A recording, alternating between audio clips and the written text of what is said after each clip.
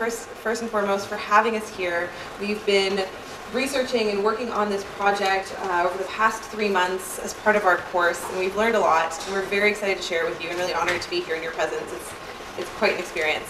So we've had quite a few introductions today. It's going to be really great. We feel like this is going to be a way to integrate the discussions that we had a little bit of yesterday, which many of you were there for, and just show our learnings and sort of how we see this as helping sort of define the problem, as Professor Mitchell was saying. So here we go. So we know that the UAE has a reputation for excellence in business and innovation, and that's not, we can't argue that, right? This country has an amazing ability to go from 0 to 163, in a very, very short time span. And it's something that we've noticed a lot since we came here. All of my peers, just looking at the growth, the opportunities, the way that execution is just so purposeful has been really, really amazing. And it's something, I grew up in the Middle East, and the first time I came to Dubai, it was 1995. And I don't have to explain the changes that have taken place in the past 22 years, right? So when we're looking at the F&B industry, next slide please, thank you. So looking at the food and beverage industry, huge economic potential here, right? We're looking at an industry that is super important. Food touches everything. And if positioned correctly, like everything else in this country, the F&B industry really could set the global standard, and that's what our goal is here today to talk to you about, right? So there's a really significant amount of value that's lost in the industry currently. We're talking about the supply chains, right? Looking at inefficiencies, there's lack of transparency and waste, and how can we deal with that to ensure that this industry can set the standard in the region, be a major player in the world, using data, being innovative, bypassing all of those potential disruptions that may occur, right? So a little bit of background on what we've been doing so far. We've been looking at the overarching needs of the industry a little bit, right? Trying to channel the perspective of each stakeholder, and there are many, right, as we could tell yesterday, and really trying to look for ways to create value. And so this is what we're going to be focusing on today. The way that we've set it up is we're looking at, like I said, from each perspective. We're going to have the perspective of the government, of the retailers, the manufacturers, and of Suntech as well.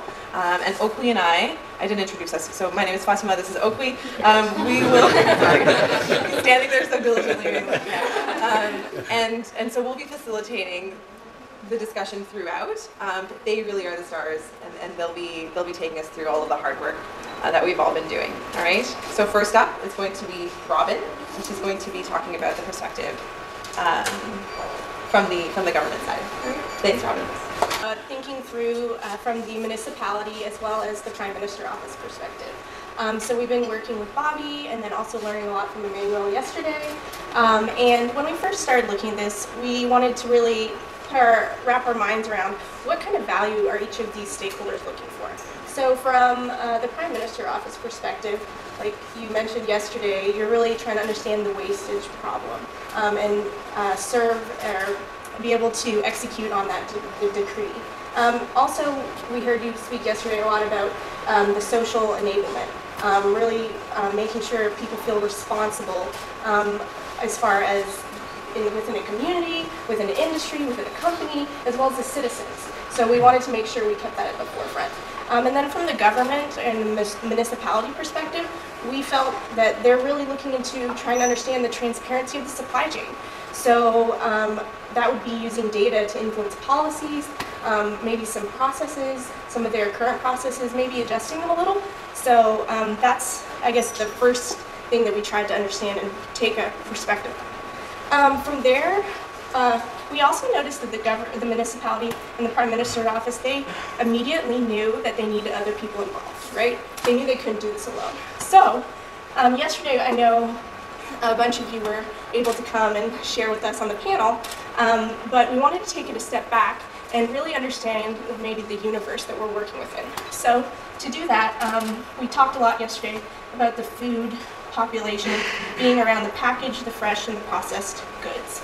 Currently, there's food safety policies for consumer goods, And then that overlaps with the consumer preferences of goods, and that's where we find most of the revenue generating food. But yesterday, it came up quite often that the first question we wanted to discuss, which was, what happens to that remaining food? We kept hearing this question. So that leads to questions then, well, what do we have? What do we have left? What would we be able to do with it, and how could it be used? So from there, we wanted to really understand what is it that we would need, as well as what data do we currently have and what do we know.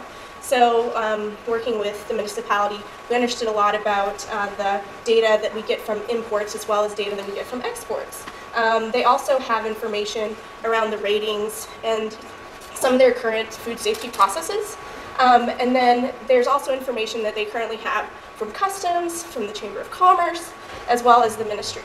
And then the next question is, okay, we have all this great data, and why are we doing this? What else do we need?